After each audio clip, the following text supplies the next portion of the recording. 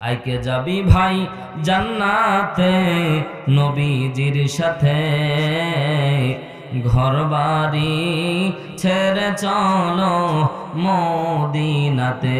বলেন ঘর বাড়ি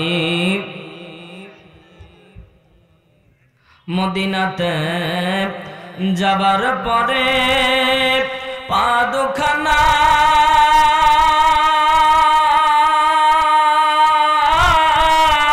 চুমিতে রে, মদিনাতে যাবার পরে পা দুখানা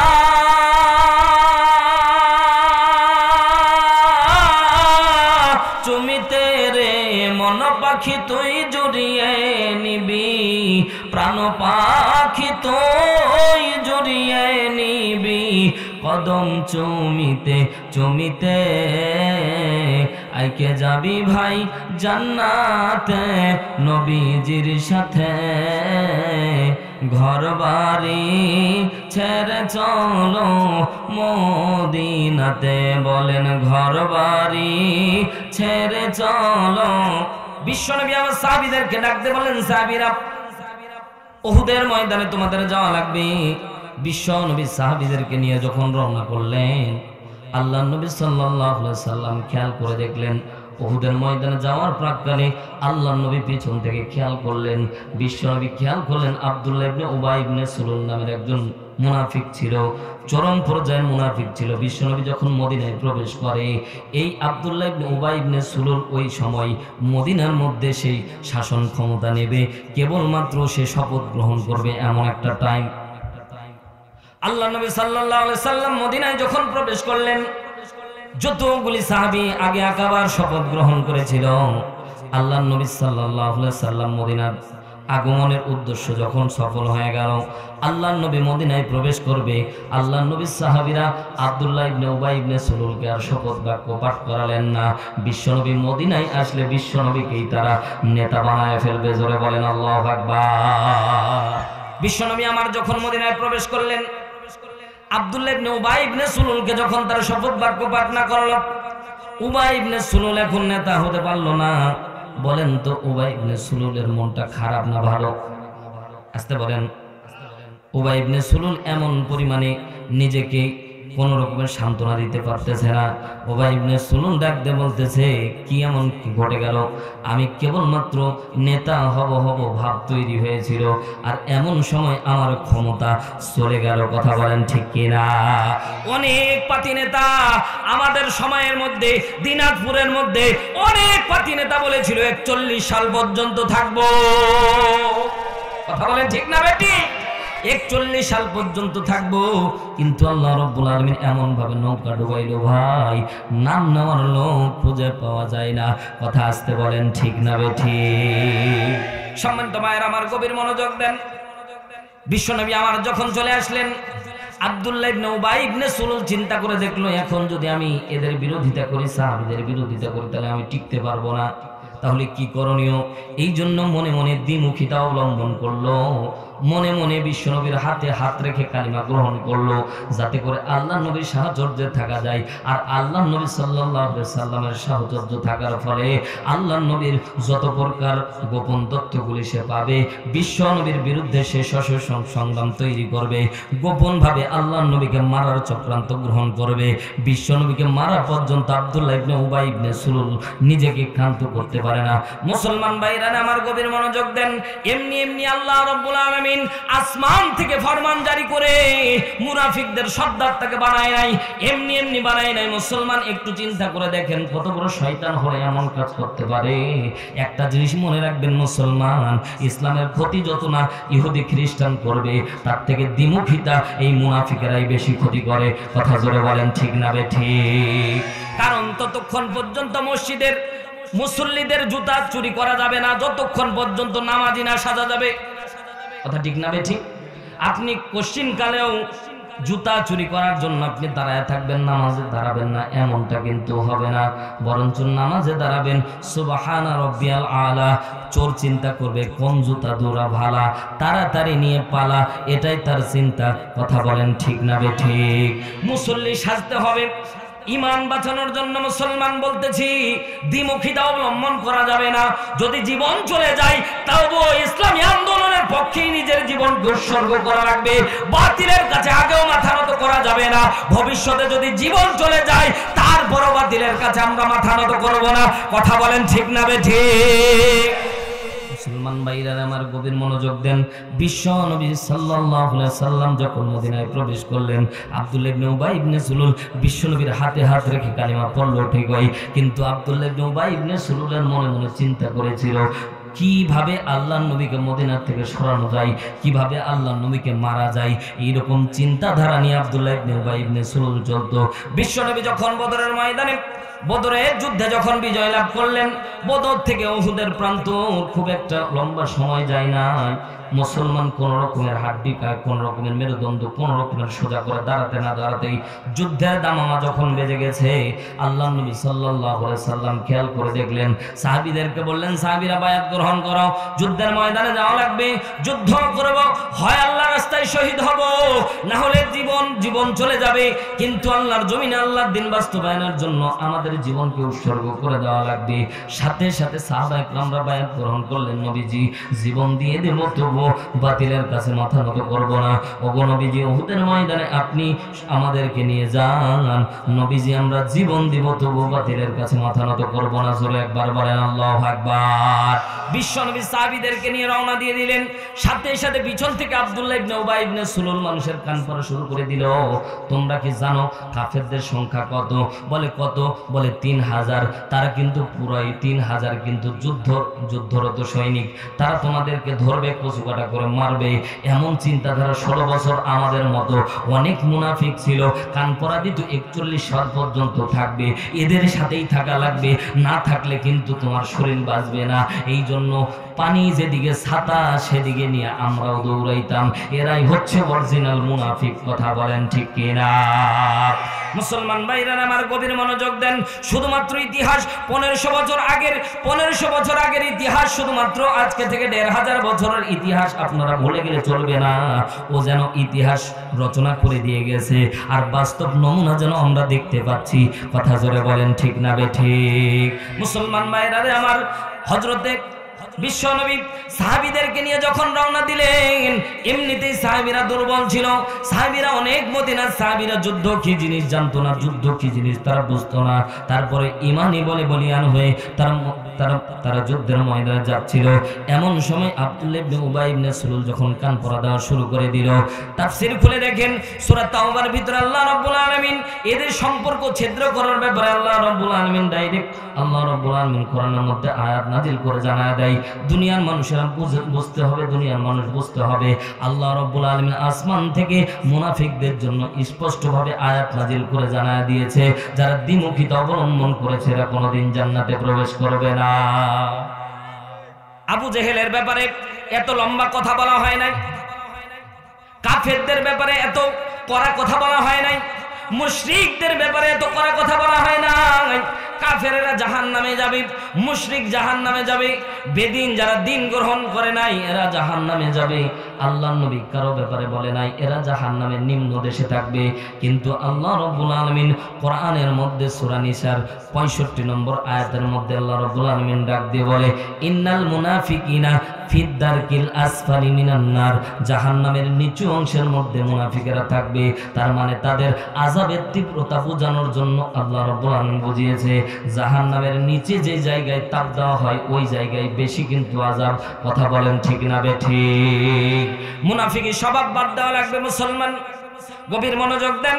আল্লাহর নবী সাহাবীদেরকে নিয়ে যায়, আল্লাহর নবী সাহাবীরা কমল মনে চলে যাচ্ছে, কিন্তু পিছন থেকে আব্দুল্লাহ ইবনে উবাই ইবনে সুলুল কান পড়া দেওয়া শুরু করলো। এই কান পড়া শুনে অনেক দুর্বল ইমানদার যারা ছিল এক এক করে পিছু হটতে শুরু করলো। এইরকম করে ইতিহাসের কিতাবে পাওয়া যায় 300 জন ব্যক্তি পিছন ফিরে চলে আসলো। সাহাবী রওনা দিয়েছিল 1000, কিন্তু যুদ্ধের ময়দানে যাওয়া পর্যন্ত সাহাবীর সংখ্যা দাঁড়ালো 700। আল্লাহর নবী সাল্লাল্লাহু আলাইহি সাল্লাম সাহাবীদেরকে অর্ডার দিয়ে দিলেন কমান্ডার ইন চিফ পালন করার জন্য। ও মুসলমান, এই দিকে যাব না, লম্বা হয়ে যাবে। শুধু বোঝানোর জন্য আপনাদেরকে বলছি, মুসলমানের সংখ্যাধিক্য আল্লাহ রাব্বুল আলামিন চায় না, মুসলমানের কোয়ান্টিটি আল্লাহ রাব্বুল আলামিন চায় না, মুসলমানের কোয়ালিটি আল্লাহ চাই। যদি অল্প সংখ্যক মুসলমানও যদি দাঁড়ায় লিল্লাহি তাকবীর আল্লাহু আকবারের স্লোগান দেয়, আমার আল্লাহ রাব্বুল আলামিন বলে যদি একজনও দাঁড়ায়, আমি আল্লাহ বিজয় পতাকা নিশ্চিত করে তাদের সামনে, আমি কাফেরদের সামনে আমি মুসলমানদের বিজয় দান করে দিই। জোরে বলেন সুবহানাল্লাহ। তার বাস্তব প্রমাণ, তার বাস্তব উজ্জ্বল দৃষ্টান্ত 5 আগস্ট। ও ভাই, আমরা কল্পনাও করি নাই এত সেনাবাহিনী নামানো হলো, কারফিউ জারি করা হলো, এত পুলিশ প্রশাসন নামানো হলো, ডাইরেক্ট বলা হয়েছে ক্রস ফায়ার করে দেওয়া হবে, ছাত্র জনতার উপরে ক্রস ফায়ার করে দেওয়া হয়েছে। ইতিহাস বলে গেলে চলবে না, মুসলমান স্বৈরাচারী শাসক ছিল এরশাদ সরকার, 2 জন ছাত্রের উপরে গুলি করার কারণে ক্ষমতা টিকাতে পারে নাই। কিন্তু এত মায়ের কলিজার বুক ঠান্ডা, এত মায়ের বুককে ঝাঁঝরা করে দিয়ে, মায়ের বুককে খালি করে দিয়ে এত পরিমাণে নিরীহ ছাত্রের উপরে গুলি চালিয়েছিল স্বৈরাচারী সরকার। মনে করেছিল ডিজিটাল চেয়ারটা স্থায়ীভাবে দখল করে রাখবে। কিন্তু আল্লাহ রাব্বুল আলামিন বলে, বান্দারা তোমরা যখন ঐক্যবদ্ধ হয়েছো, খেয়াল করে দেখেন মুসলমান, আমাদের বিজয় আল্লাহ কখন নিশ্চিত করেছে? আল্লাহ রাব্বুল আলামিন বলেন, নাসরুম মিনাল্লাহ,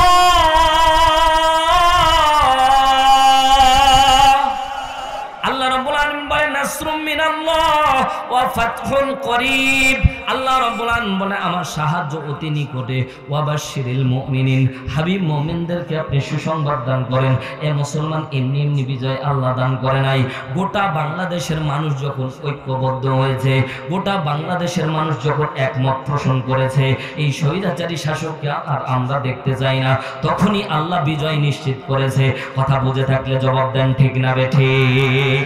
কারণ আমভাবে মায়েরা, এই যে পর্দা নিশি পিছনে আমার মা বোন বসে আছে, সন্তানকে অনেক পরিমাণে ভালোবাসে, কিন্তু যখন দেখতে পেল আবু সাইদ নিজের বুকটাকে ঝাঁঝরা করে দিয়ে কাফেরেরা, মুশরিকেরা, এই স্বৈরাচারীরা আমার আবু সাইদের বুকের মধ্যে ঝাঁঝরা করে গুলি করে যখন মেরে ফেলেছে, শহীদ করে দিয়েছে, সাথে সাথে গোটা বাংলাদেশের মায়েরা সন্তানদেরকে রাজপথের মধ্যে নামায় দিয়ে বলেছে, সন্তান হয় জীবন দিবা, না হয় দেশ স্বাধীন করে ফিরবা। যখন সব আমজনতা ঐক্যবদ্ধ হয়েছে, আল্লাহ রাব্বুল আলামিন তাদেরকে বিজয় নিশ্চিত করে দিয়েছে। জোরে বলেন আল্লাহু আকবার। তার মানে আল্লাহ রাব্বুল আলামিন বোঝাচ্ছে, এ মুসলমানেরা, দলাদলি যদি বাদ দিয়ে দিতে পারো, দলাদলি যদি বাদ দিয়ে মুসলমান যদি এক প্ল্যাটফর্মে আসতে পারে, আল্লাহ রাব্বুল আলামিন বলছেন বিজয়ের মালা তোমাদের গলায় আমি আল্লাহ পরাবো। শুধু সময়ের অপেক্ষা, তোমরা ঐক্যবদ্ধ রজ্জুকে, আল্লাহ রাব্বুল আলামিনের রজ্জুকে তোমরা আঁকড়ে ধরো। একটা রজ্জু যদি তোমরা আঁকড়ে ধরতে পারো, আমি আল্লাহ তোমাদেরকে বিজয় নিশ্চিত করে দেব। জোরে বলেন সুবহানাল্লাহ। এজন্য লোক কম হয়েছে, মন খারাপ করার দরকার। জোরে বলেন আল্লাহু আকবার। আর জোরে বলেন আল্লাহু আকবার। আল্লাহ নবী সাল্লাল্লাহু আলাইহি সাল্লাম সাহাবায়ে কেরামকে নিয়ে বসে আছেন। এমন সময় আবু জেহেল সহ উতবা, সাইবা, মুগীরা একটা দল গঠন করলো। দারুন নদওয়া তাদের সংসদ সদস্যের নাম ছিল, তাদের সংসদ ভবনের নাম ছিল দারুন নদওয়া। বর্তমান আমাদের পার্লামেন্ট যেমন ছিল, দারুন নদওয়া বৈঠক তেমন ছিল। দারুন নদওয়া বৈঠকে আবু জেহেল সহ যত প্রকার কাফের মুশরিক আছে, সমস্ত কাফের মুশরিক দাঁড়ায় গেল। এইভাবে যদি আল্লাহর নবী যদি তার দ্বীনের মিশন যদি চালাইতে থাকে, এক পর্যায়ে আমাদের ডিজিটাল চেয়ারটা আমরা রাখতে পারবো না। ওই ডিজিটাল চেয়ারে মুহাম্মদুর রাসূলুল্লাহ চলে যাবে। জোরে বলেন আল্লাহু আকবার। একজন কাফের আরেকজন কাফেরকে বলতেছিল, আবু জেহেল নেতৃত্ব দিচ্ছিল। এমন সময় একজন ব্যক্তি বলে উঠল, আমরা বেশিক্ষণ বিশ্বনবীকে যদি এভাবে আমরা ছেড়ে দিই, তাহলে আমরা নেতৃত্ব হারায় ফেলবো। এটাই বাস্তবতা। আসলেই বলেন, বিশ্বনবী সাল্লাল্লাহু আলাইহি সাল্লামের আদর্শের মুক্ত প্রতীক যারা, কেউ আমেরিকায়, কে যে কোন দিকে পালাইছে, তারা আগের থেকেই প্ল্যান করেছিল যে আফা যদি কোনো রকমের যায়, তো আফার সাথে আমরাও কিন্তু জীবন থাকবে না। অতএব গাট্টিপুটটা যা আছে আগেই তারা পাচার করে দিয়েছে। কথা কোন ঠিক? সম্মানিত ভাইয়ার আমার, আবু জেহেল বারবার করে কাফেরদেরকে বোঝাচ্ছে, আমরা এভাবে যদি বিশ্বনবীর বিরোধিতা করি তাও হবে না। কারণ সরাসরি যদি বিরোধিতা করি, মনে করেন আপনাদের এলাকার কলিজার টুকরা আপনাদের এলাকার ইমাম সাহেব দীর্ঘদিন পর্যন্ত মাওলানা মুক্তার হোসেন শেখ এই জায়গায় আপনাদের ইমামতির দায়িত্ব পালন করে, খতিবের দায়িত্ব পালন করে। তার একটা ভক্তবিন্দু এই এলাকায় আছে না নাই? কথা বলেন না কেন? বোঝানোর জন্য বলতেছি, মুসলমান তাফসীর বুঝতে হলে বাস্তবতা বোঝা লাগবে। এই যে মাওলানা আপনাদের এলাকার কৃতি সন্তান, আমাদের কলিজার টুকরা বড় ভাই মাওলানা মুক্তার হোসেন শেখ সাহেব যখন এই এলাকার মধ্যে থাকবে, দীর্ঘদিন থাকার পরে তার একটা ভক্তবিন্দু তৈরি হয়েছে, কিন্তু তার বিরোধিতা করার লোকও কিন্তু কম নাই। কথা জোরে বলেন ঠিক না বেঠিক? অনেক লোক আছে যে ভালো জিনিস চোখে তাদের ভাবায়, ভালো জিনিস তাদেরকে ভালো লাগে না, যত প্রকার কূটনীতিক বুদ্ধি তারা করে। তো কিছু সংখ্যক মানুষ তার ভক্ত আছে যে জীবন দিবে, আর কিছু সংখ্যক মানুষ আছে তাদের জীবন নিবে। কথা ঠিক না বেঠিক? বিশ্বনবীকে যেমন ভালোবাসে, কাফের মুশরিকেরাও বিশ্বনবীকে কম ভালোবাসতো না। মুসলমান, একটাই বিরোধিতা করার কারণ ছিল, শুধুমাত্র চেয়ারের ছিল। তার মানে বোঝা গেল চেয়ারের লোভ সবারই আছে, চেয়ারের লোভ সবারই আছে। আমি যখন দ্বিতীয় বক্তা হই কিংবা প্রধান বক্তা হই, যখন প্রধান বক্তা হয় দ্বিতীয় বক্তা আমি আসার পরে যদি লম্বা সময় বয়ান করে, তখন ওই চেয়ারের দিকে বারবার তাকায় যে কখন উঠব। এটা ভাই মনে চায়, এটা বাস্তব, আমার থেকে বললাম। আমি যখন তৃতীয় বক্তা হই, দ্বিতীয় বক্তা যারা আসে তারা মনে করে কিরি হারুন রশিদ এখনো ছাড়ে না কেন? এটাই বাস্তবতা ভাই, কথা বোঝার চেষ্টা করেন। আবু জেহেল বলল অতগুলো গরু হাফ কেজি না, তোমরা যা চিন্তা করতেছো তা না। আমরা যদি ডাইরেক্ট যদি হিট মারি তাহলে কিন্তু বিশ্বনবীর যারা সহকারী তারা আমাদেরকে ছাড় দেবে না, আমাদের বিরুদ্ধেও তারা সশস্ত্র আন্দোলন তৈরি করবে। কথা জোরে বলেন ঠিক না বেঠিক? মুসলমান ভাইরা আমার গভীর মনোযোগ দেন। বিশ্বনবীর বিরুদ্ধে তারা চক্রান্ত করলো। এক পর্যায়ে একজন বুদ্ধিমান লোক ডাক দিয়ে বলল, আবু জেহেল আমি একটা বুদ্ধি দিতে পারি, সেই বুদ্ধি হলো এই, আমরা তো বিশ্বনবীর বিরুদ্ধে আমরা অবস্থান নেব, কিন্তু কোরআনের বিষয় তো আমরা কিচ্ছু জানি না। কোরআনের বিষয়, কোরআনের ভুল ধরতে পারলেই কেবলমাত্র আল্লাহর নবীর নবুয়তির ভুল কেবলমাত্র ধরতে পারলেই আল্লাহর নবীকে সাহায্য করা যাবে, তা না হলে বিশ্বনবীর সাথে কেউ পারতে পারবে না। কারণ মেন মিটারে হাত দিলে কোনোদিন জীবন থাকে না। কথা জোরে বলেন ঠিক না বেঠিক? যারাই মেন মিটারের মধ্যে হাত দিয়েছে জীবন চলে গেছে। কোরআন বিরোধিতা যারাই করেছে তাদের অস্তিত্ব বিলীন হয়ে গেছে, কিন্তু কোরআন বাংলাদেশের মধ্যে আছে। কথা বলেন ঠিক না বেঠিক? আবু জেহেল বলল কি বুদ্ধি ভাই? বলে সাথে সাথে বলল আমরা ইহুদির একটা টিম গঠন করতে পারি। ইহুদিদের বড় বড় রাহবাব যারা ছিল, ইহুদিদের পণ্ডিতদের রাহিব বলা হতো, এই ইহুদিদের পণ্ডিতকে একত্রিত করা হলো। 10 জন পণ্ডিত যারা তাওরাত কিতাব সম্পর্কে 100 জ্ঞানের অধিকারী ছিল, আরো 10 জন যারা কিঞ্চিত পরিমাণ জানতো, তবে 20 জনই পুরো তাওরাত কিতাব সম্পর্কে অবহিত। 20 জনের একটা টিম গঠন করলো। আবু জেহেল ডাক দিয়ে বলল, এই ইহুদির দলেরা, তোমরাও বিপদে আছো, আমরাও বিপদে আছি। আল্লাহু আকবার বলে। তোমরাও বিপদের মধ্যে আছো, আমরাও বিপদের মধ্যে আছি, তোমাদেরও দিন চলে যাচ্ছে, আমাদেরও ব্যবসার মধ্যে লাল বাতি ধরতেছে। তাহলে কি করা লাগে? তোমাদেরকে আমরা টাকা পয়সা দিচ্ছি, তোমরা বিশ্বনবীর বিরুদ্ধে তোমরা সশস্ত্র আন্দোলন তৈরি করো। কোরআন যে মিথ্যা, নবুয়ত যে মিথ্যা, এটা তোমাদেরকে প্রমাণ করা লাগবে। কিভাবে প্রমাণ করব? সাথে সাথে ওই পণ্ডিতের মধ্যে, রাহিবের মধ্যে থেকে একজন ইহুদি ডাক দে বলে, সে যদি সত্যি নবী হয়ে থাকে, হাত উঁচু করে বলল, আমি একটা কথা বলতে চাই। কি কথা? বলে সে যদি সত্যি নবী হয়ে থাকে তার বিরুদ্ধে আমরা লাগতে পারবো না, কিন্তু সে যদি মিথ্যা নবুয়ত দাবি করে থাকে তাহলে তার বিরুদ্ধে আমরা আন্দোলন করলেও আমাদেরকে সে ঠেকাতে পারবে না। জোরে একবার বলেন আল্লাহু আকবার।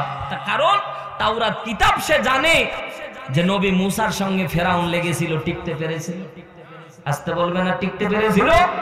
কোরআনের সাথে যারাই গাদ্দারি করেছে, আল্লাহ তাদেরকে শায়েস্তা করতে 1 সেকেন্ড সময় নেয়নি। কথা বলেন ঠিক না বেঠিক? ইহুদি জানে যে আমরা যে জায়গায় হাত দিচ্ছি এটা সাধারণ জায়গা না। সে যদি সত্যি নবী হয় তাহলে তার বিরুদ্ধে আমরা কিচ্ছু করতে পারবো না, কারণ তাকে যে সাহায্য করবে, চিৎকার দিয়ে বলেন কে? আর জোরে বলেন কে? আমরা যেমন নিয়ে যাচ্ছি ওটা পুরোটাই সে জানে। আল্লাহু আকবার বলে। আরেকজন ইহুদি বলতেছে, তাহলে আমরা একটা নিয়ত করতে পারি, সেটা হলো এই, আবু জেহেল আমাদেরকে টাকা দিয়েছে ঠিক, কিন্তু আমাদের তো জীবন বাঁচানোরও দরকার। কারণ জীবন বাঁচানো কি? কথা বলেন, জীবন বাঁচানো এটা ডাহা মিথ্যা কথা। জীবন দেওয়া ফরজ, আল্লাহ রাস্তায় জীবন দেওয়া, জীবন বাঁচানো ফরজ। কোন হাদিসে নাই, রাওয়াহু বুখারীতেও নাই। কথা কি বুঝতেছে? সম্মানিত ভাইয়ার আমার, ইহুদি পণ্ডিতের মধ্যে একজন চালাক চতুর ডাক দিয়ে বলল, আবু জেহেল আমাদের টাকা দিয়েছে, কিন্তু আবু জেহেল তো আমাদের মনের খবর জানে না। আমরা এই মুহূর্তে যাব বিশ্ব নবীর দরবারে গিয়ে আমরা বিশ্ব নবীর নবুয়তটা প্রমাণ করব। যদি নবুয়ত ঠিক হয়ে থাকে আমরা মাথাটা নত করে দিয়ে কালিমা পড়ব। আল্লাহু আকবার বলেন। কাকে ভাড়া করে পাঠাচ্ছেন দেখেন, খেয়াল করে। 10 জন এদের মধ্যে থেকে কিছু সংখ্যক লোক চিন্তা করলো, বিশ্ব নবী যদি সত্যিকার অর্থে নবী হয়ে থাকে আমরা বিশ্ব নবীর হাতে হাত রেখে কালিমা পড়ে মুসলমান হয়ে যাব। আর কিছু সংখ্যক ইহুদি মনে মনে চিন্তা করলো, যতই নবুয়তের প্রমাণ দেখাক না কেন আমরা সুযোগ পেলেই বিশ্ব নবীকে মেরে ফেলবো। জোরে একবার বলেন না উযুবিল্লাহ। তার মানে 2 ক্যাটাগরির এখানে ইহুদি পাওয়া গেল। এক ক্যাটাগরি তারা বলছে যে আমরা যদি নিদর্শন পাই সাথে সাথে কালিমা গ্রহণ করব। জোরে একবার বলেন আল্লাহু আকবার। সম্মানিত ভাইরা আমার, গভীর মনোযোগ দেন। ইহুদির টিম চলে গেল আল্লাহর নবী সাল্লাল্লাহু আলাইহি সাল্লামের দরবারে। ইহুদির টিম যাওয়ার পরে আল্লাহর নবী সাল্লাল্লাহু আলাইহি সাল্লাম, বিশ্ব নবী বসে আছেন সাহাবা একরামকে নিয়ে। আল্লাহর নবী সাহাবীদেরকে ইশারা করলেন, সাহাবীরা তোমরা পিছনে চলে যাও। ওই ইহুদি টিম বসে গেল। আল্লাহর নবী চিনতে পেরেছে, প্রত্যেকটা ইহুদির মুখের দিকে তাকিয়েছে। আল্লাহর নবী বুঝতে বাকি রইল না, সাথে সাথে জিবরাইল আমিন চলে আসলেন, ইয়া রাসূলুল্লাহ ওই যে আপনার সামনে ইহুদিরা বসে আছে, এরা সাধারণ ইহুদি না, এরা হচ্ছে তাওরাতের পণ্ডিত। ওগো নবীজি, ইহুদিদের মধ্যে 2 শ্রেণীর মানুষ আছে। যাদের এক শ্রেণীর মানুষ যারা কালেমা পড়ে মুসলমান হওয়ার নিয়ত করেছে যদি নবুয়তের প্রমাণ পায়, আর এক শ্রেণীর মানুষ আছে যারা নবুয়তের প্রমাণ পাওয়ার পরেও তারা কালেমা পড়বে না। জোরে একবার বলেন না নাউযুবিল্লাহ। আল্লাহর নবীর সামনে গিয়ে বললেন, নবীজি আপনি যদি সত্যি নবী হয়ে থাকেন তাহলে আমাদেরকে একটা নিদর্শন দেখান, যেই নিদর্শন দেখার পরে আমরা বুঝতে পারবো আপনি নবী। কারণ আমরা তাওরাত কিতাবে দেখেছি নবী যারা হবে তাদেরকে আল্লাহ তাআলা আসমান থেকে অলৌকিক মুজিজা দান করবে। জোরে একবার বলেন আল্লাহু আকবার। মুসলমান ভাইরা আমার, গভীর মনোযোগ দেন। আল্লাহর নবী সাল্লাল্লাহু আলাইহি সাল্লাম ডাক দিয়ে বললেন, ইহুদিরা বলো বলো তোমরা তো অনেক কিছু জানো। ওই ইহুদি বলো কোন নিদর্শন তোমাদেরকে দেখালে তোমরা কালিমা পড়ে মুসলমান হবা? এমন কোন নিদর্শন তোমাদের সামনে প্রেজেন্টেশন করলে তোমরা মুসলমান হবা? বলো। ইহুদি ডাক দিয়ে বলল, ইহুদের মধ্য থেকে এবার তো ফেসে গেলাম আমরা কি বলবো আর কি হয়ে যাবে? আমরা যদি সবাই মুসলমান হয়ে যাই আবু জেহেল তো আমাদেরকে ছাড় দেবে না।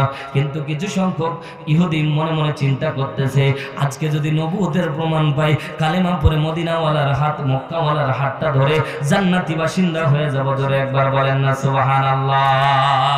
বিশ্ব নবীকে ডাক দিয়ে বললেন, ওগো নবীজি আপনি নিদর্শন দেখান যে নিদর্শন নবুয়তের ভার প্রমাণ করে।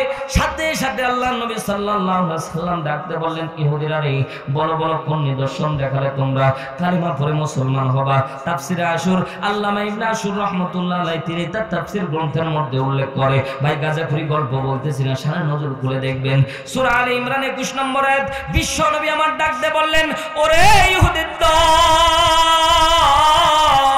বলো বলো কোন নিদর্শন দেখালে তোমরা কালেমা পড়বা? সাথে সাথে ইহুদের মাঝ থেকে বড় পণ্ডিত ডাক দিয়ে বলল, আমরা এমন একটা জিনিস তিনার কাছে প্রমাণ চাইবো যেটা সচরাচর কোনো মানুষ কোনো জাদুকর করতে পারবে না। সেটা হলো এই দূরদেশে একটা খেজুর গাছ দেখা যাচ্ছে, ওই খেজুর গাছটাকে এনে আমাদের সামনে কালেমা পড়ানো লাগবে। আল্লাহু আকবার বলেন। একটা খেজুর গাছ তাদের সামনে আসবে, কালিমা পড়বে, এটা চারটিখানি ব্যাপার না।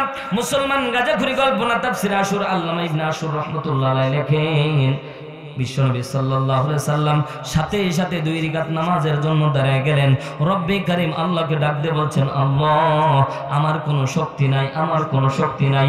নবুয়তের ভ্রম প্রমাণ করার জন্য ইহুদিরা ডাক দিয়েছে, ইহুদিরা মুজিজা দেখতে চেয়েছে। আল্লাহ আপনি আমাকে এই মুজিজা আমার জন্য আপনি জাহির করে দেন। জোরে একবার বলেন আল্লাহু আকবার। এটা তো দুর্গা পূজা না যে তুমি মণ্ডপের ভিতরে প্রবেশ করে তোমার জন্য হারাম। তুমি যদি মুসলমান হয়ে থাকো তোমাকে আহ্বান করে কেন লাগবে? কারণ যে সবাই কোরআন নিয়ে ইহুদি খ্রিস্টান নাস্তিক মুরতাদ যে সবাই কোরআনকে বাজেয়াপ্ত করে দেওয়ার জন্য চেষ্টা করছে, সেই সময় এত সুন্দর কোরআনের আয়োজন হবে আর তুমি বাইরে ঘোরাবা আর নাম মুসলমান রাখবা। এটা তুমি নাম মুসলমান রাখতে পারো, আল্লাহর খাতায় তুমি মুসলমান থাকতে পারো। কথা যারা বলেন ঠিক কি না? এজন্য আমি কোন মাহফিলে কোন মুসলমানদেরকে কোরআনের জন্য আহ্বান করি না, ডাকি না। কারণ যে মুসলমান, যার রক্তে মুসলমানের রক্ত প্রবাহিত, যার রক্ত মুসলমানের রক্ত, সে কখনো কোরআনের সাথে গাদ্দারি করতে পারে না, সে তাফসীর মাহফিলে আসবেই আসবে। কথা বলেন ঠিক না বেঠিক? জোরে বলেন ঠিক না বেঠিক? কারণ আবু জেহেল কোরআনের আয়াত শোনার পরে যদি সারা রাত দাঁড়িয়ে দাঁড়িয়ে কোরআন শুনতে পারে, তাহলে আবু জেহেলের থেকে তো তুমি বেশি খারাপ। কথা বলেন না কেন? আবু জেহেল দাঁড়ায় দাঁড়ায় সারা রাত কোরআন শুনতো, উতবা শুনতো, মুগিরা শুনতো। রাত যখন শেষ হতো একটা রাস্তা দিয়ে তারা বাড়ি যেত, পিঠের সাথে পিঠ ধাক্কা, এই নেতা তুমি কেন রে? তুই পাতি নেতা কেন? নেতা বড় গলায় কথা বলবেন না, তুমিও যে কারণে আমিও সে কারণে। সুবহানাল্লাহ। বলছে আজকে থেকে শপথ গ্রহণ করলাম, জীবন চলে যাবে, কালকে থেকে কেউ আসবো না। চলে গেল বাড়িতে, রাত্রিবেলা চিন্তা করলো আজকে কেউ আসবে না, আজকে প্রাণ খুলে কোরআন শুনবো। কার কথা বলতেছি ভাই? ইমানদার কারো আবু বকর, ওমর, ওসমান, আলী, তালহা, জুবাইর, আব্দুর রহমান ইবনে আউফের ঘটনা বলতেছি, আবু জেহেলের কথা বলতেছি। রাত্রিবেলা চলে এসেছে, একাই শুনবে মনে করেছে, নিয়ত করেছে। পাতি যত নেতা ওরাও বলতেছে আজকে নেতারা কেউ আসবে না, আজকে একাই কোরআন শুনবো। সুবহানাল্লাহ বলে। আবার সকাল যখন ঘনিয়ে আসলো, রাত গভীর হওয়ার সাথে সাথে সকাল যখন কেবলমাত্র আভাস ফুটবে দৌড় মেরেছে, আবার ধাক্কা। কিরে নেতা, তোরে না বললাম যে 100 ট্রাইব্যুনাল গঠন করলাম, কোন রকমের আসতে পারবি না? বলছে নেতা খবরদার, আপনি না ওয়াদা করলেন তো আপনি আসলেন কেন? তখন ঠিক কিনা? কারণ নেতা যদি আমল না করে তাহলে কর্মী তাকে ধরবে। কথা কোন ঠিক কিনা? বাপ যদি ছেলেকে বলে বে বেটা নামাজ পড়িস না কেন, তো বাপ বলবে তুমি তো সিগারেট খাচ্ছ, নামাজ তো পড়ো না। ঠিক না বেটি? এজন্য ওয়ার্ডার করতে হলে আগে আমলের দরকার আছে না নাই? এজন্য আমার কথা যারা শুনেছেন, এ মুসলমান আপনারে ডাকতে হবে কেন? কোরআনের মাহফিলে তোমার আসা জরুরি, কারণ এই কোরআনের মাহফিলে আসলে ঈমান বাড়বে। কথা বলেন ঠিক না বেটি? কারণ আমরা যে কথাগুলি নিয়ে আসতেছি ভাই, কিছু না হলেও কিছু শিক্ষা আমরা পাই কি পাই না? মানে গাজাখড়ি গল্প বলার জন্য আসিনি। এখান থেকে যতক্ষণ কোরআন শুনবেন, কোরআন টু কোরআন শুনবেন, শানে নজুল থেকে কথা শুনবেন, আল্লাহ যদি চাহে তো ঈমান আল্লাহ বৃদ্ধি করে দিবে। জোরে একবার বলেন আল্লাহু আকবার। জোরে বলেন আল্লাহু আকবার। বলতেছিলাম আল্লাহর নবীকে বললেন আপনি গাছটা নিয়ে আসেন। ও আল্লাহর বান্দা বিশ্বনবী সাল্লাল্লাহু আলাইহি সাল্লাম যখন এই সিচুয়েশন দাঁড়িয়ে গেল, আল্লাহ নবী সাল্লাল্লাহু আলাইহি সাল্লাম গাছের দিকে শাহাদাত আঙ্গুলি এইভাবে বললেন, গাছ আমার কোনো শক্তি নাই, রবের অনুমতিতে চলে আসো। গাছ ডাকতে দেরি হয়েছে, গাছ আসতে দেরি করে না। এখন বলেন গাছ কি কথা বলতে পারে? জোরে বলেন পারে? গাছ কথা বলতে পারে, কিন্তু গাছের ভাষায় গাছ কথা বলে। জোরে বলেন আল্লাহু আকবার। প্রত্যেকটা প্রাণীকুল, প্রত্যেকটা জীব আল্লাহর নামের তাসবিহ আদায় করে। জোরে বলেন আল্লাহু আকবার। হুজুর এটা কেমন কথা বললেন? আমার কথা না, কোরআনের কথা। আল্লাহ রাব্বুল আলামিন বলছেন, আয়াত নিয়ে যান সূরাতুস সফ আয়াত নাম্বার 1। আল্লাহ ডাক দিয়ে বলেন, সাব্বাহা লিল্লাহি মা ফিস সামাওয়াতি ওয়া মা ফিল আরদ ওয়া হুয়াল আজিজুল হাকীম।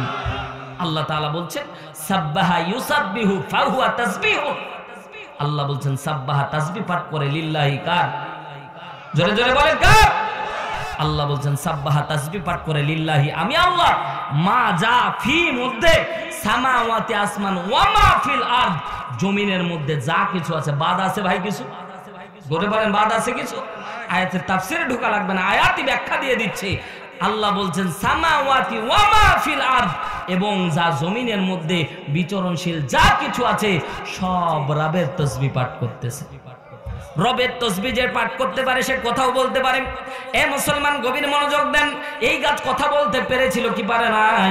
আপনাদেরকে আমি বলবো, অনেকে বলবেন হুজুর এই যে রেখে দিলেন, রেখে দেওয়া অভ্যাস নাই, বলে যাব ইনশাআল্লাহ গাছ কথা বলতে পেরেছিল কিনা, আর ইহুদিরা ঈমান এনেছিল কিনা, এই ঘটনা শোনার দরকার আছে না নাই? পদ্মা নিশে আমার অনেক মা বোন এসেছে, মা বোনদের জন্য ওয়াজ করার দরকার।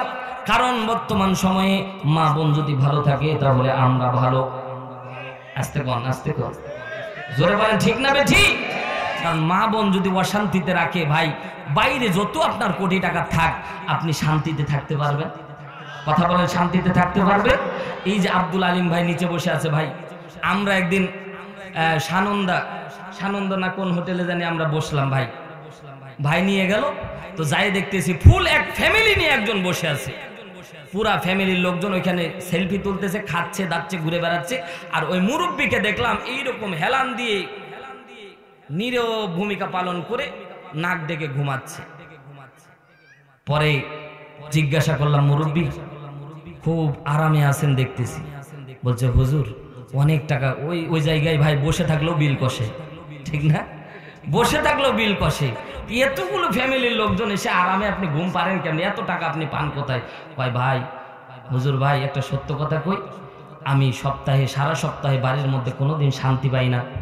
এই হোটেলে এনে এদেরকে ছেড়ে দিই, 2 ঘন্টা এরা এদের মন মতো চলে, যা ইচ্ছা খাক, আমার 1 লাখ টাকা বিল হলেও আমি 2 ঘন্টা আরামে থাকি। ওরে সর্বনাশ! চেকছেন, লক্ষ টাকা খরচ করে ওরা আরাম খুঁজে, কথা কন ঠিক কিনা? কোটি টাকার সম্পদ আছে ভাই, কিন্তু রাত্রে ঘুমের ট্যাবলেট খেয়েও ঘুম ধরে। কথা জোরে বলেন ঠিক না বেটি? আমাদের মতো রিক্সা চালক, ভ্যান চালক, সেদিন বড় মাঠে দেখলাম এক রিক্সা চালক ওই ছোট্ট জায়গা হ্যান্ডেলের উপর বসে থেকে আর কতটুক জায়গা এইভাবে নাক ডেকে এমন জোরে জোরে নাক ডেকে ঘুমাচ্ছে। আমি করছি, আল্লাহ ওরে সম্পদ দেয়নি কিন্তু ওরে শান্তি দিয়েছে। কথা জোরে বলেন ঠিক না বেটি? এজন্য অন্তরে শান্তি যারা পায় তারাই কেবলমাত্র প্রশান্তি নিয়ে ঘুরে জোরে একবার বলেন আল্লাহু আকবার। আর যাদের মা বোন ভালো তারাই কেবলমাত্র শান্তিতে আছে। যতই আপনি শান্তির স্লোগান দেন না ভাই, যদি মা বোন ভালো না থাকে আপনি শান্তিতে থাকতে পারবে? তাহলে মা বোন ভালো হওয়ার দরকার আছে না নাই? প্রত্যেকটা মাহফিলে মা বোন, আপনারা যতগুলি বসেছেন তার 3 গুণ মা বোন। এজন্য একটা হাদিস মা বোনদের রেওয়ায়েতে নিয়ে এসে আমি সামনের দিকে যাব, আপনারা কি রাগ করবেন? সম্মানিত ভাইয়ের আমার, গভীর মনোযোগ দেন। পদ্মা নিশে আমার মা বোনেরা, বর্তমান সময়ে মা বোনদের টাকা পয়সা হলে দাম্ভিকতা অহংকারে স্বামীকে দাম দিতে চাই না। আস্তে বলেন ঠিক না বেঠি? জোরে বললে শুনে ফেলবে, আস্তে করে। টাকা পয়সা বেশি হলে বা কোটিপতি কিংবা বড় লোকের যদি মেয়ে হয় আর আপনি যদি গরিব হন, কোন রকমের দাম আছে ভাই? কথা বলেন না কেন? আল্লাহর বান্দারা, পদ্মা নিশে আমার মা বোনেরা, গভীর মনোযোগ দিয়ে শোনেন। মা, আমি জানি আমার এলাকা থেকে আমার নিজের মা আসার কথা, আমার মা চাচিরা এসেছে, তাদের উদ্দেশ্য করে বলতেছি, ও আল্লাহর বান্দা বান্দিরা গভীর মনোযোগ দিয়ে শোনেন। বিশ্বনবী আমার ডাক দিয়ে বললেন, আমি যখন বিবাহ করি আম্মাজান খাদিজাতুল কুবরা রাদিয়াল্লাহু তাআলা আনহার সাথে, খাদিজা এত পরিমাণে ধনী ছিল, মক্কার তদানীন্তন সময়ে 10 জন টপ লেভেলের ধনীর মধ্যে খাদিজার নাম 3 নম্বরে ছিল। জোরে একবার বলেন আল্লাহু আকবার। বিশ্বনবীর সাথে বিবাহ বন্ধনে আবদ্ধ হয়ে গেল। লম্বা ইতিহাস বলবো না। আল্লাহর বান্দারা, আমাকে এলাকার ছেলে মনে করেন 2 নাম্বার, দ্বিতীয় বক্তা রাখেন। আর এমন একটা সময় প্রধান বক্তা হলে মনে করেন যতক্ষণ ইচ্ছা চালানো যায়, কিন্তু দ্বিতীয় বক্তা এমন মাইন্ড কাসিবা ভাই, প্রধান বক্তা আসলে আর সামনে আগানোর সময় থাকে। সম্মানিত ভাইয়ের আমার, গভীর মনোযোগ দেন। এজন্য বলতেছি না প্রধান বক্তা আনা লাগবে, আপনাদের পছন্দ তৃতীয় চতুর্থ যা রাখবেন ইনশাআল্লাহ আছি, আল্লাহ কবুল করেন, বলেন আমিন। সম্মানিত ভাইয়ের আমার, আম্মাজান খাদিজার বিবাহ বন্ধনে আবদ্ধ হয়ে গেল। লক্ষ কোটি টাকার সম্পদ।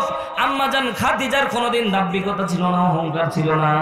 বিশ্বনবী আমার যখন হেরা পর্বতের মধ্যে থাকতো, এ পর্দানিশী মা বোনের আমলের দিকে একটু লক্ষ্য করেন। আমার আম্মাজান খাদিজাতুল কুবরা রাদিয়াল্লাহু তাআলা আনহা জান্নাতে গেছে নবীর স্ত্রী হিসেবে না, স্বামীর খেদমত করে। জোরে একবার বলেন আল্লাহু আকবার। অনেক মা বোনের ইতিহাস আমার জানা আছে। আল্লাহর বান্দিরা গভীর মনোযোগ দেন।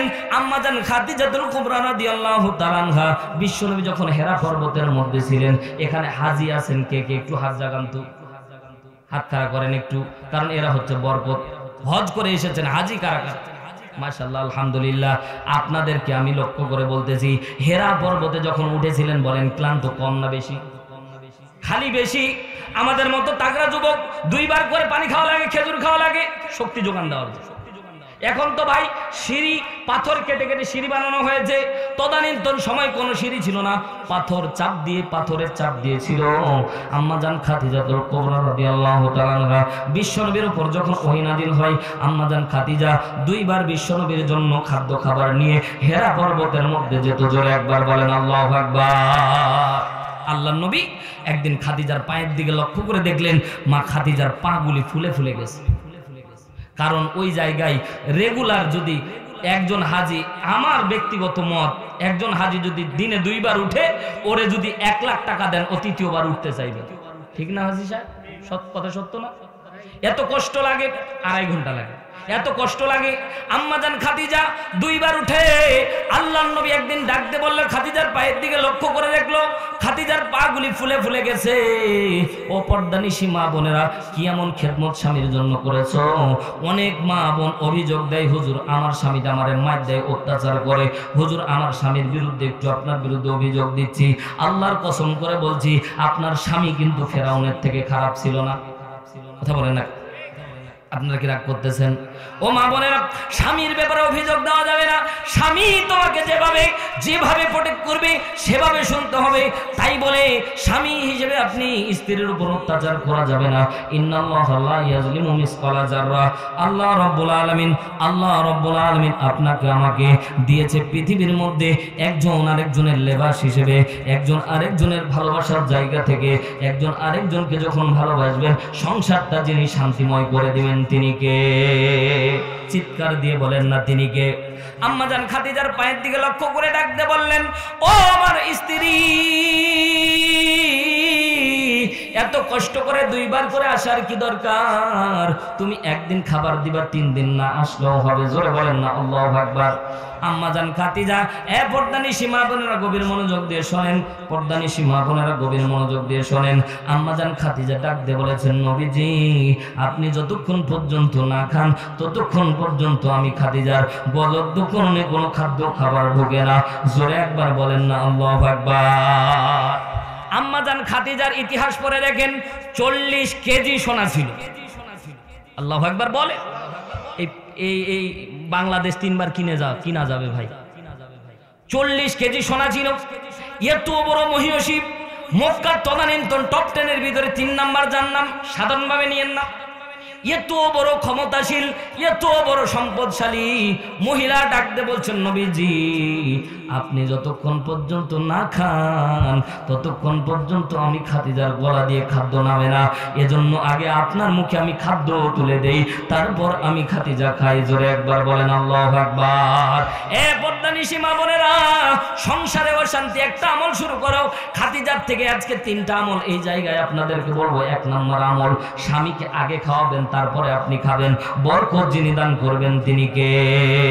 আপনার স্বামী রাত 11টা 12টার দিকে যায়, আপনি দেখবেন যে আপনি বলবেন যে স্বামী তুমি 11টা 12টার দিকে আসো, তুমি না খাইলে তো আমার খাদ্য খাবার খাওয়া হয় না। দেখবেন 1 দিন 2 দিন 3 দিন পরে দেখবেন যে ওই স্বামী আগেই চলে আসবে, কারণ সেও বুঝবে যে একটা নারী সারাদিন কাজ করার পরে রাত 11টা পর্যন্ত আমার জন্য অপেক্ষা করে। ভালোবাসা বাড়বে না কমবে? আর ও খাইয়ে দেয়, এমন ঘুম দেয়, ডাইকা মরে, কুটকুটি বানু নাই, ঘুমাচ্ছে, আছে না? এমন ঘুম 3 বার ডাক দেওয়ার পরে। এবার বলেন, সারাদিন কাজ করে এই স্বামী যখন বাড়িতে এসেছে, বউকে যদি না পাই, বউকে বারবার টকটকানোর পরে বউ দরজা খোলে না, দরজা খুলতে দেরি হবে, চুলের মুঠি ধরতে দেরি করবে। এজন্য তো মায়ের কথা কয় না, মায়ের কি এমনি আসে? আল্লাহর বান্দিরা গভীর মনোযোগ দেন। এতক্ষণ বলছিল হুজুর ভালোই ছিল গো, এবার চুলের মুঠি ধরে ফেললো, বিপদ। ও মা, তুমি আমল শুরু করে দাও, আল্লাহ রাব্বুল আলামিন বরকত নাযিল করে দিবে। জোরে বলেন আল্লাহু আকবার। আম্মাজান খাদিজাতুল কুবরা রাদিয়াল্লাহু তাআলা আনহা হেরা গুহায় আসার জন্য ইতিহাস খুলে দেখেন, আল্লাহর নবী সাল্লাল্লাহু আলাইহি সাল্লামের জন্য একদিন হালুয়া রুটি নিয়ে যাচ্ছিলেন। আল্লাহর নবী সাল্লাল্লাহু আলাইহি সাল্লাম খেয়াল করে দেখলেন জিবরাইল আজকে কেন মুচকি মুচকি হাসতেছে। জোরে একবার বলেন সুবহানাল্লাহ। জিবরাইলকে ডাকতে বললেন, ভাই জিবরাইল হাসার কারণ কি? জিবরাইল বলছে আপনাদের বলবো না। জোরে বলেন না আল্লাহু আকবার। কারণ সারপ্রাইজ বলে দিলে সারপ্রাইজ হয় না, ঠিক না? সারপ্রাইজ বললে সারপ্রাইজ হয় না। জিবরাইল বললেন আমি বলবো না, কিন্তু আপনার স্ত্রী, প্রাণপ্রিয় স্ত্রী আসতেছে, কষ্ট করে এখনো উঠতেছে। আল্লাহু আকবার বিজা শব্দটাও বলতো না। আল্লাহর নবী শুধু দরজায় 3টা টোকা মারতো, আম্মাজান খাদিজা দরজা খুলতে দেরি করতো না। আল্লাহর নবী জিজ্ঞাসা করলেন, খাদিজা তুমি কি ঘুমাও না? এত রাত হয়ে গেল, আমি সাহাবীদেরকে তালিম দেওয়ার কারণে সাহাবীরা দেরি করে ফেললাম। ও খাদিজা তুমি কি ঘুমাও নাই? আল্লাহর নবী সাহাবী আম্মাজান খাদিজা, মহিলা সাহাবী খাদিজা ডাক দিয়ে বলছেন, ইয়া রাসূলুল্লাহ আপনি বাইরে থাকেন, নবুয়তের কাজ করেন, কাফের মুশরিক আপনার প্রতি নির্যাতন করে। ওগো নবীজি আপনি ঘরের মধ্যে যতক্ষণ না ফেরেন ততক্ষণ পর্যন্ত আমি খাদিজার ঘুম হয় না। বলেন ভালোবাসা কমবে না বাড়বে? যখন রাত 12টা 1টার দিকে এক টকেই যখন স্বামী যখন টোকা মারবে, স্ত্রী দরজা খুলে দেয়, যদি জালিম আবু জেহেল হয়, তারপরে স্ত্রীর বুকে ডেঙে মুখ কপালের মধ্যে চুমা দিবে। কতক্ষণ ঠিক না বেঠি? সম্মানিত ভাইয়ের আমার, কিন্তু আমাদের খেয়াল হলো বর্তমান সময়ে আমরা যখন বাড়ির মধ্যে ফিরি, দরজায় নখ দিতে দিতে, দরজায় টোকা মারতে মারতে দেরি হয়ে যায়, লম্বা সময় চলে যায়। তারপরেও বউরা দরজা খুলে না। এবার দরজা খুলতে দেরি হয়, মায়ের আমরা দিতে দেরি করি না। কথা বলেন বাস্তব না অবাস্তব? মুসলমান ভাইরা আমার গভীর মনোযোগ দেন। এ পর্দানিশী আমার মা বোনেরা, বিশ্ব নবী সাল্লাল্লাহু আলাইহি সাল্লামের জন্য আম্মা জান খাদিজাতুল কুবরা রাদিয়াল্লাহু তাআলা আনহা নিজের জীবনের সব উৎসর্গ করে দিয়েছিলেন। প্রত্যেকটা সম্পদ আল্লাহর নবীর জন্য ব্যয় করে দিয়েছিলেন। জোরে একবার বলেন না আল্লাহু আকবার। আজকেও আমাদের পর্দানিশী মা বোনেরা অনেক টাকা অলংকার জমা করে, কিন্তু দিনের রাস্তায় খরচ করতে চায় না। কথা বলেন ঠিক না বে ঠিক? পার্থক্য হলো আল্লাহর নবীর অনেক লম্বা অনেক ইতিহাস ছিল। আল্লাহর নবী সাল্লাল্লাহু আলাইহি সাল্লামের অনেক সম্পদ ছিল। আল্লাহর নবী সাল্লাল্লাহু আলাইহি সাল্লামের আল্লাহর নবীর প্রাণপ্রিয় স্ত্রী আম্মা জান খাদিজাতুল কুবরা রাদিয়াল্লাহু তাআলা আনহার অনেক সম্পদ ছিল, কিন্তু প্রত্যেকটা সম্পদ আল্লাহর নবীর জন্য ওয়াকফ করে দিয়েছিলেন। জোরে বলেন আল্লাহু আকবার। মুসলমান ভাইরা নামাজ লক্ষ্য করেন।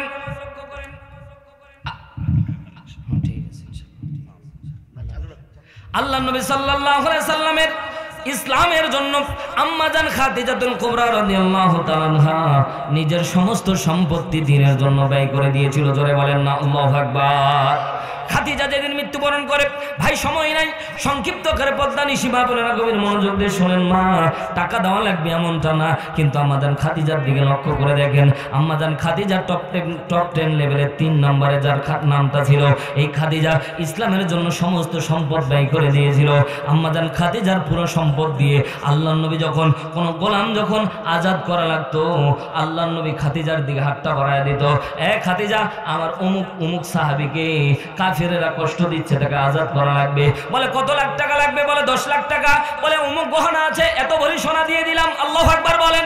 এভাবে 40 কেজি সোনা ইসলামের জন্য কাতরে বিলীন করে দিয়েছিলেন। ও আল্লাহর বান্দারা, ও আল্লাহর বান্দিরা গভীর মনোযোগ দেন। আল্লাহর নবীর সাহাবী, মহিলা সাহাবী আম্মা জান খাদিজা যেদিন ইন্তেকাল করলেন, আল্লাহর নবীর সাহাবী আম্মা জান খাদিজা যেদিন ইন্তেকাল করে, আম্মা জানের কাফনের কাপড় কেনার মতো কোনো সম্পদ ছিল না। এত সম্পদ সব অকাতরে বিলীন করে দিয়েছে। আল্লাহর নবী সাল্লাল্লাহু আলাইহি সাল্লাম আম্মা জান খাদিজাকে বলছে, এ খাদিজা, তুমি কি আমার কাছে কিছু নিবা না, কিছু চাইবা না? আম্মা জান খাদিজা বলছে, ইয়া রাসূলুল্লাহ, আমি একদিন আপনার কাছে চাইবো। আল্লাহু আকবার বলে। আল্লাহর নবী খালি আম্মা জান খাদিজার ঠোঁটের দিকে তাকাইতো, কখন জানি কি জিনিস চাই আর আমার পকেটে টাকা না থাকুক, বেইজ্জতি হয়ে যায়। এদিন আল্লাহর নবীকে ডাক দিয়ে বলছেন, নবীজি, আমি আপনার কাছে 3টা জিনিস নেব। কয়টা? 3টা জিনিস নেব। মহব্বতের বাইরে একটু গভীর মনোযোগ দেন। আম্মা জান খাদিজা যখনই চেয়েছে, আল্লাহর নবী পকেটে হাত দিয়ে দেখে একটা টাকাও নাই। চিন্তা করতেছে আজকে কি জানি বেইজ্জত হয়ে যায়। আম্মা জান খাদিজা বলছে, নবী গো, আপনার পকেটে হাত দেওয়া লাগবে না, এমন জিনিস চাইবো যেটা আপনার টাকার দরকার হবে না। আপনার যে পরনে যে কাপড়টা ছিল, মুফাসসিরিন ইকরাম বর্ণনা করে বিশ্বনবীর কাপড়ে এত পরিমাণে পট্টি ছিল যে পট্টির জায়গায় নতুন কোনো পট্টি লাগাবে এমন অবস্থাও ছিল না। আমরা হুজুররা ভাই এক এক দিন এক এক মাহফিলে এক একটা জুব্বা দেখতে পারবেন, কিন্তু আল্লাহর নবী সাল্লাল্লাহু আলাইহি সাল্লামের জীবন খুলে দেখেন, সাহাবীদের জীবন খুলে দেখেন, পাঞ্জাবি কিনার টাকা তো দূরের কথা, খাদ্য খাবারই ছিল না। আল্লাহু আকবার বলে। তারপরেও কোনোদিন বাতিলের কাছে মাথা নত করে নাই। আল্লাহর দ্বীন বাস্তবায়ন করে গেছে, নিজের জীবন অকাতরে বিলীন করে। জোরে বলেন আল্লাহু আকবার। বিশ্বনবী ডাক দিয়ে বলেন, খাদিজা, কি চাও? খাদিজা বলছে, ইয়া রাসূলুল্লাহ, আপনার পরনে যে জুব্বাটা আছে এটা দিয়ে আমার কাফনের কাপড় আপনি বানাবেন। 2 নম্বরে, নবীজি, আমার গোসলটা আপনি করাবেন। আমাদের সমাজের রীতি হচ্ছে মরার পরে নাকি স্ত্রীর গোসল স্বামী দিতে পারে না, স্বামীর গোসল স্ত্রী দিতে পারে না। এটা ডাহা মিথ্যা কথা। কারণ এই স্ত্রীর গোপন কিছু সব স্বামী জানে, স্বামীর গোপন কিছু সব স্ত্রী জানে। স্ত্রীর জন্য স্বামী গোসল করা, স্বামীর জন্য স্ত্রী গোসল করা, এটাই উত্তম। জোরে বলেন আল্লাহু আকবার। কিন্তু আলেম ওলামা ভুল ব্যাখ্যা দিচ্ছেন। সম্মানিত ভাইয়ের আমার, বিশ্বনবীর জন্য দুই নাম্বার চাইলেন নবীজি আমার গোসলটা আপনি দিবেন। 3 নম্বরে আমাকে যখন কবরে রাখবেন আমার মাথাটা আপনি নিজ হাতে কিবলামুখী করে দিবেন, আমার মাথা যাতে অন্য কেউ না নাড়ে। ওগো নবীজি, আমি খাদিজার কবর দেওয়ার পরে আপনি কিছুক্ষণ কবরের মধ্যে থাকবেন, জোরে বলেন আল্লাহু আকবার। আপনি একটু দাঁড়ায় থাকবেন, দেখবেন যে আমি সওয়াল জবাব দিতে পারতেছি কি পারি না, জোরে বলেন আল্লাহু আকবার। যাকে আল্লাহ সালাম দেয় তার টেনশন আছে ভাই? আল্লাহ যাকে সালাম দেয় তার কবরে কোন দিন আযাব হবে? তারপরেও কবরে আযাবের ভয় করতো তারা। আর আমার পর্দানিশী মা বোন যারা আছে বেপর্দায় ঘুরে, আযাব একটা দূরের কথা, তারা চিন্তাও করে না যে কবরে কি হালত হবে। কথা কোন ঠিক কি? আম্মা জান খাদিজা মৃত্যুবরণ করলেন। আল্লাহ নবী বুক ভাষা কণ্ঠে আম্মা জান খাদিজার জন্য লম্বা করব না মুসলমান, গভীর মনোযোগ দেন। আল্লাহ নবী সাল্লাল্লাহু আলাইহি সাল্লাম তার নিজের পরনের কাপড়টা খুলে দিলেন, কাফনের কাফন তৈরি করলেন, আম্মা জান খাদিজার গোসল করায় দিলেন। আম্মা জান খাদিজাকে কবরে রাখার পরে বিশ্বনবী নিজ হাতে আম্মা জান খাদিজার মাথাটাকে কিবলামুখী করে দিচ্ছিলেন। বিশ্বনবী কিবলামুখী করে দেয়। আল্লাহ নবী আস্তে করে মাথাটা উঁচু করতে খেয়াল করে দেখতেছেন আম্মা জান খাদিজার মাথা যেন কিবলামুখী নয়, সোজা হয়ে গেছে। আল্লাহু আকবার। আবার বিশ্বনবী নিজ হাতে আবার মাথাটাকে কিবলামুখী করে দিচ্ছে, আবার দাঁড়াচ্ছে, দাঁড়াতে দেরি হচ্ছে, মাথা সোজা হতে দেরি হয় না। বিশ্বনবী আমার আসমানের দিকে তাকায় বলতেছে, আল্লাহ আমার খাদিজার জন্য তুমি কবরটাকে সহজ করে দাও। খাদিজা তার জীবনের সমস্ত কিছু ইসলামের জন্য দান করে দিয়েছে। আল্লাহ খাদিজা তার কাপড়ের কাপড় কেনার টাকাও আমার নাই, নিজের পরনের কাপড়টাও আমি নিজের পরনের কাপড়টা দিয়ে তার কাপড়ের কাপড় বানিয়েছি। আম্মা জান খাদিজা আমার কাছে 2 নাম্বার চেয়েছিল, আমি যেন নিজ হাতে তার মাথাটাকে কিবলামুখী করে দেই, কিন্তু তার মাথাটা কেন জানি উপর দিকে হয়ে যাচ্ছে। আল্লাহ তুমি কি খাদিজার প্রতি নারাজ হয়ে আছো? আল্লাহ রাব্বুল আলামিন গায়বী আওয়াজ দ্বারা বলছে, আমিন, আপনি যার উপরে খুশি আমি আল্লাহ তার উপরে খুশি। আমি চাই না খাদিজার মাথা কিবলামুখী হোক, তুমি খাদিজার নিজ হাত দিয়ে খাদিজার মাথাটাকে ঘুরায় দিচ্ছ। আমি আল্লাহ আরশ থেকে আমার কুদরতি হাত দিয়ে খাদিজার মাথাটাকে আমি আল্লাহর দিকে করে দিচ্ছি। বিশ্বনবী দাঁড়ায় গেলেন। জিবরাইল আমিন এসে বললেন, ইয়া রাসূলুল্লাহ আপনি দাঁড়িয়ে আছেন কেন? বলছে খাদিজার প্রশ্নের সওয়াল জবাব কেমনে হয় দেখার জন্য, সে পারে কি পারে না এটা দেখার জন্য। আল্লাহ নবী সাল্লাল্লাহু আলাইহি সাল্লামকে জিবরাইল বললেন, ইয়া রাসূলুল্লাহ আজকে খাদিজার কবরে কোনো সওয়াল জবাব হবে না, ওর কবরে রাখতে দেরি হয়েছে, জান্নাতি বাগান হতে দেরি হয়। হাদিস প্রমাণ করে, মুহাদ্দিসিন একরাম বর্ণনা করেন 3 শ্রেণীর কবরের হালত হবে। 1 শ্রেণীর লোকের কবরে কোনো সওয়াল জবাব ব্যতীত কবরটা জান্নাতের বাগান হবে। জোরে বলেন আল্লাহু আকবার।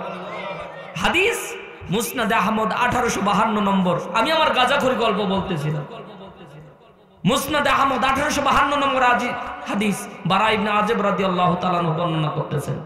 আল্লাহ নবী সাল্লাল্লাহু আলাইহি সাল্লাম লম্বা হাদিস, আল্লাহ নবী সাল্লাল্লাহু আলাইহি সাল্লাম বলেছে 2 নাম্বার যারা কাফের মুশরিক এদের বিনা হিসেবে কবরটা জাহান্নামের বাগান হবে, এদের কবরে সওয়াল জবাবও হবে না। 3 নাম্বার আমাদের মতো যারা মুনাফিক শ্রেণীর তাদেরই কবরে সওয়াল জবাব হবে।